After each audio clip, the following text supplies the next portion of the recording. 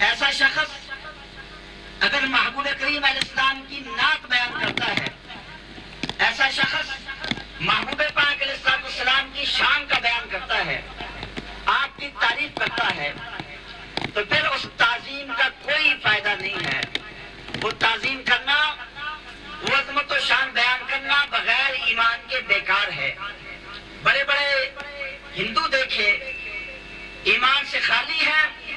مگر اللہ کے محبوب علیہ السلام کی شان کا بیان کرتے ہیں، آپ کی شان میں نعتیں لکھتے ہیں، آپ کی تعریف کرتے ہیں۔ خود محبوب پاک علیہ السلام کے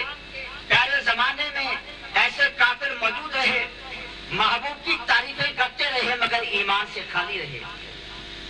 ایک انگریز مفکر، اس نے کتاب لکھی اور اس کتاب کے اندر اس نے پوری دنیا کے اندر، تاریخ کے اندر جو بڑی بڑی عظیم شخصیات ہوئی ان کا ذکر کیا اور 100 عظیم شخصیات کا بیان کیا۔ اس میں اللہ کے محبوب، اللہ کے نبی حضرت عیسیٰ علیہ السلام کا ذکر بھی کیا، لیکن اس عیسائی نے سب سے پہلے جس ہستی کا ذکر کیا اور جس ہستی کو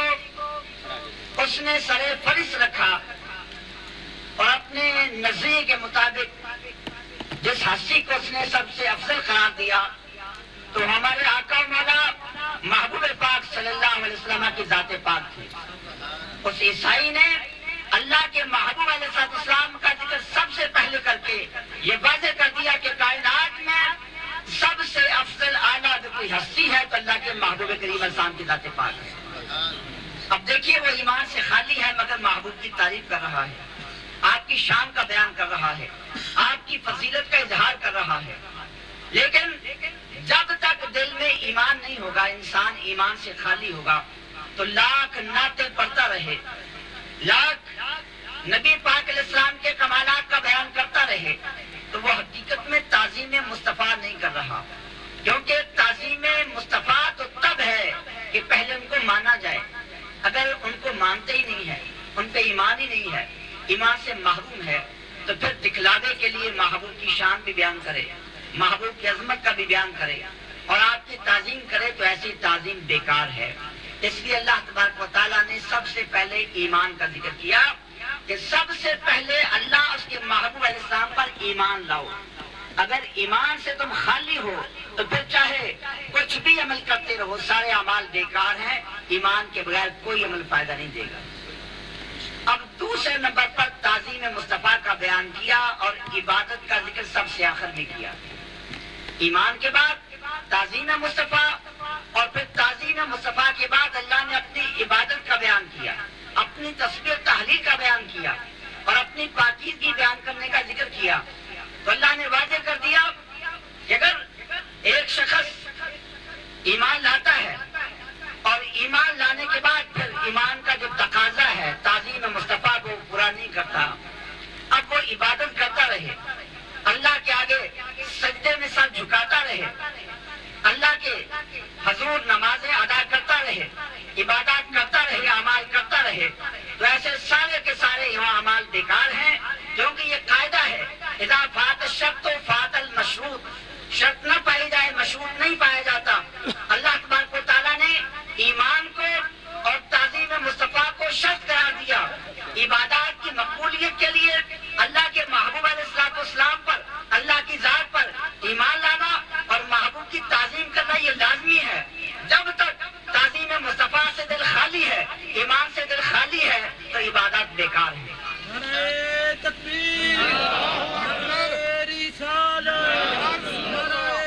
حیدری، عظمت شان و مصطفیٰ۔ اب دیکھیے منافقین مکہ، منافقین مدینہ نبی پاک صلی اللہ علیہ وسلم کی ابتدا میں نمازیں ادا کرتے تھے۔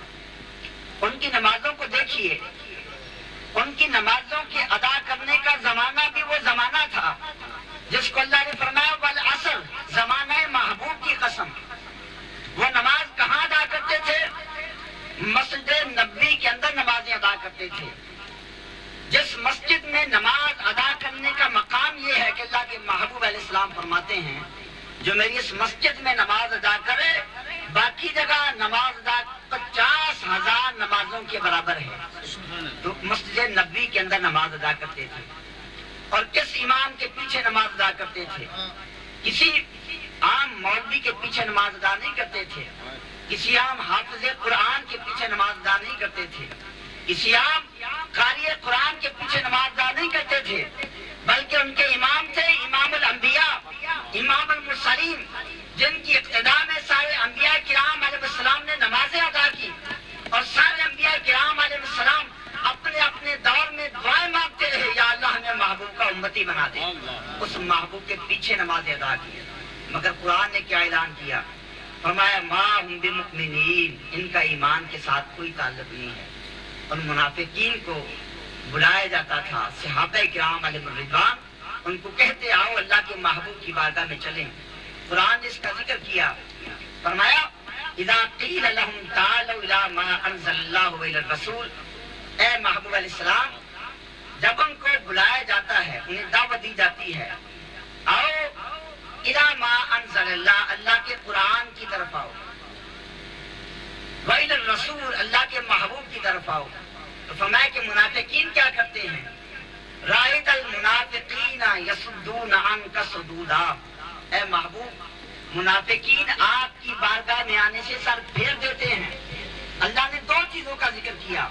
اے محبوب ان کو قرآن کی دعوت دی جائے، قرآن کی طرف بلایا جائے، اور آپ کی بارگاہ میں آنے کی طرف بلایا جائے، تو پھر وہ کیا کرتے ہیں؟ اللہ نے یہ نہیں فرمایا کہ وہ قرآن کی طرف آنے سے انکار کر دیتے ہیں، یہ نہیں فرمایا کہ وہ نماز پڑھنے سے انکار کر دیتے ہیں، یہ نہیں فرمایا کہ وہ حج کرنے سے انکار کرتے ہیں، یہ نہیں فرمایا کہ وہ صفا مروہ کی سعی سے انکار کر دیتے ہیں،